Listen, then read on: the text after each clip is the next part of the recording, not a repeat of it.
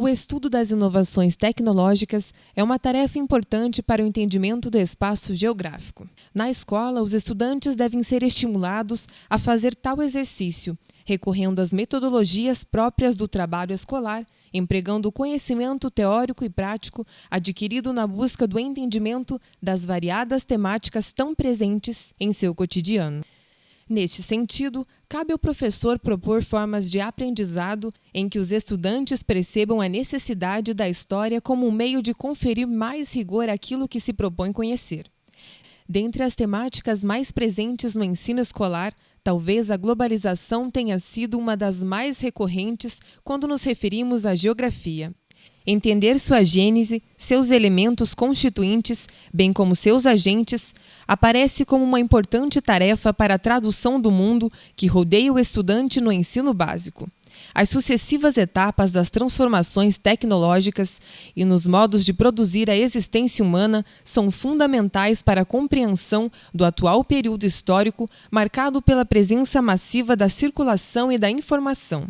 Nas cidades estão presentes os novos nexos que ligam diferentes pontos do globo e que constituem elementos significativos na organização da vida, dos lugares e das pessoas numa realidade que chega a todos, embora não afete a todos da mesma forma. A globalização econômica em curso organiza os lugares, mas não sem desorganizar histórias pretéritas.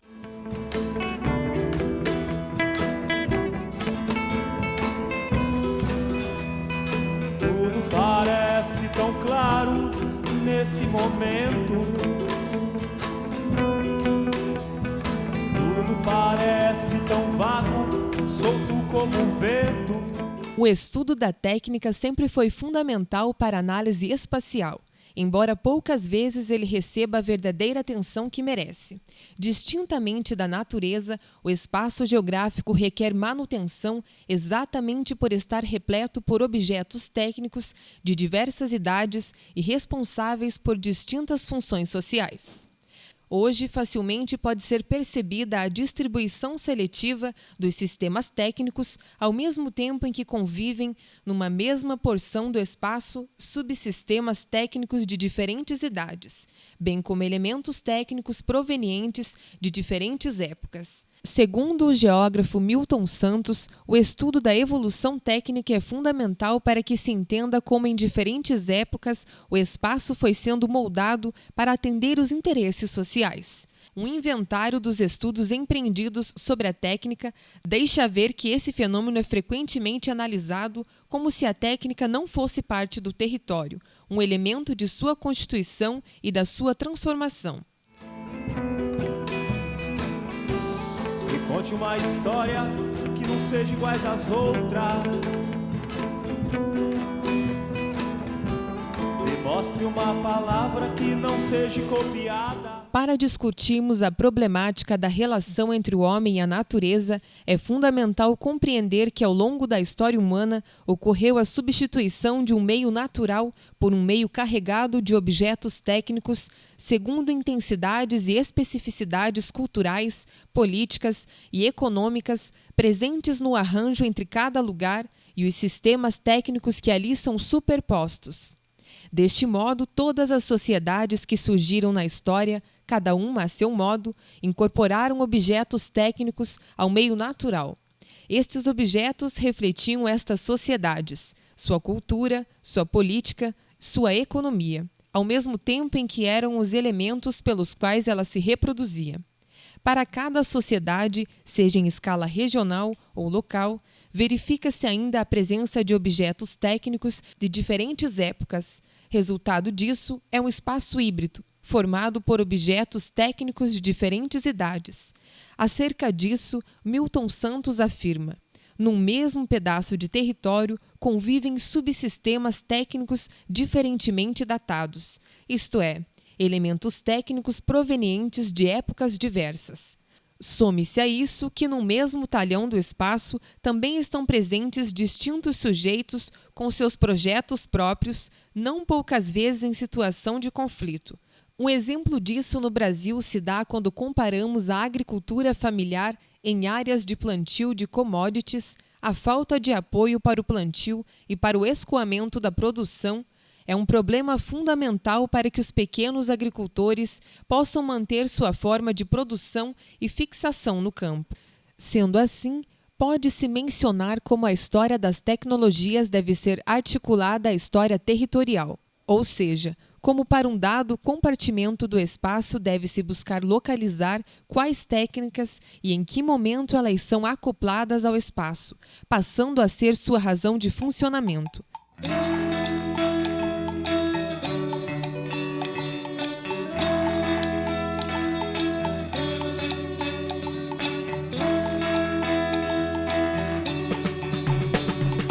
De modo geral, baseados na proposição de Milton Santos, podem ser definidos 3 grandes períodos para o estudo do território brasileiro.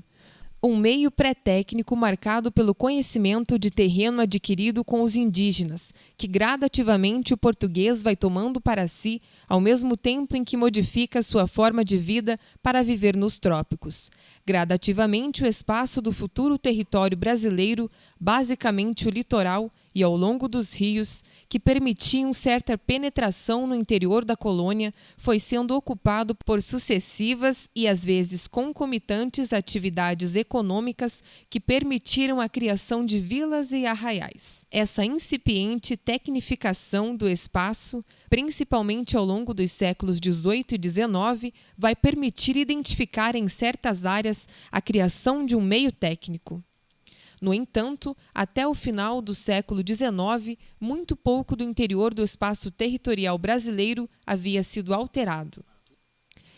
É fundamentalmente no século XX, principalmente a partir do Estado Novo e da Era de Vargas, que o território vai ter alterada sua configuração com a criação de um meio técnico-científico, se por um lado ocorre a substituição de importações com a implantação de uma indústria de base, por outro, o surto de industrialização que ocorre não permite criar as condições de uma transformação urbana e industrial na escala nacional. É nesse sentido que Santos afirma a existência de uma região concentrada, englobando parte do sudoeste e a região sul do país. É neste período que se aprofundam as desigualdades regionais, ou que pelo menos elas ficam mais evidentes, exemplificadas em áreas de atividades econômicas em crise, como no caso das regiões Norte e Nordeste, ao mesmo tempo em que o Centro-Oeste aparece como um novo espaço a ser ocupado, a despeito de sua ocupação já efetivada por indígenas, caboclos e poceiros. O século XX é o momento em que a construção da unidade econômica e territorial brasileira coloca em evidência as contradições das ocupações já ocorridas ao longo de mais de 400 anos de contato entre Novo e Velho Mundo.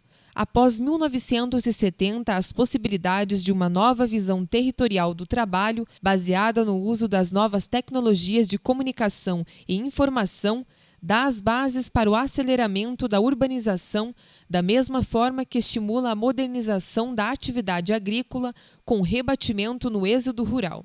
Tudo isto, aliado à ampliação do mercado interno, dá uma nova feição ao espaço brasileiro, permitindo falar na constituição de um meio técnico científico e informacional.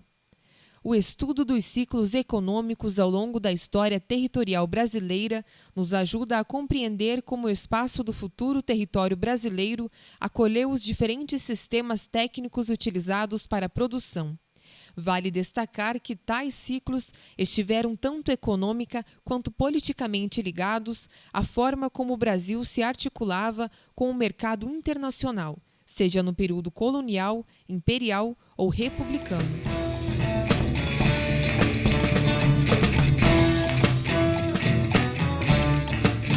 O processo de urbanização contemporânea teve e ainda tem papel preponderante de construção do território brasileiro. A urbanização está associada, sobretudo, ao progresso técnico com a industrialização em suas variadas fases e ao avanço das relações capitalistas no campo com a migração de grandes contingentes humanos para as cidades. O Estado territorial passou a abrigar novas atividades e renovou as materialidades, infraestruturas. Assim, para o exercício da função política de coordenação de toda a vida nacional, há a necessidade de criação ou melhoramento das infraestruturas de transportes e comunicações. Mas não basta que apenas as decisões políticas impactem por todo o território. É necessário que os resultados da atividade econômica de uma região atinjam outras. Trata-se de buscar a criação de uma rede e de viabilizar a integração da economia territorial que conduz à articulação de um conjunto de cidades, mas com hegemonia das cidades capitais. Nesse sentido, é fundamental perceber que o Estado brasileiro incentivou a ocupação e urbanização do território brasileiro. Durante a segunda metade do século XX, por exemplo, um conjunto de políticas desenvolvidas pelo Estado brasileiro incentivou novas atividades produtivas, destacando-se a expansão da fronteira agrícola que estimulou a criação de cidades. A desconcentração econômica industrial favoreceu diretamente para a expansão urbana, principalmente nas regiões mais desenvolvidas do Sul e Sudeste. Para o geógrafo Milton Santos, a agricultura passa a se beneficiar dos progressos científicos e tecnológicos. Os progressos da química e da genética, juntamente com as novas possibilidades criadas pela mecanização, multiplicam a produtividade agrícola e reduzem a necessidade de mão de obra no campo.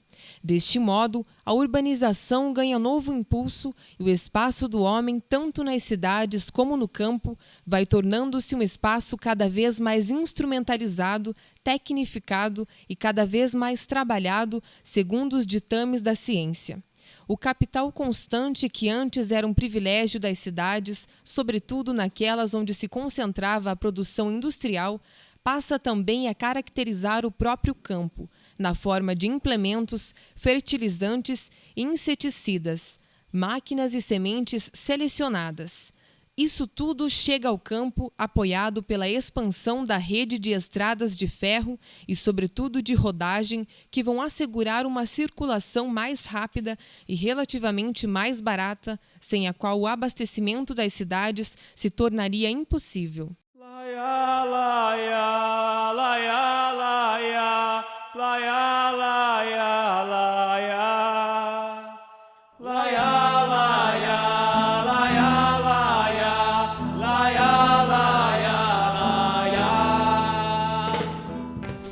Esse quadro de modernização do campo a partir dos anos 60 e 70, que provocou intensa migração do meio rural, foi direcionado principalmente às grandes propriedades do centro-sul do país e para produtos destinados ao mercado externo.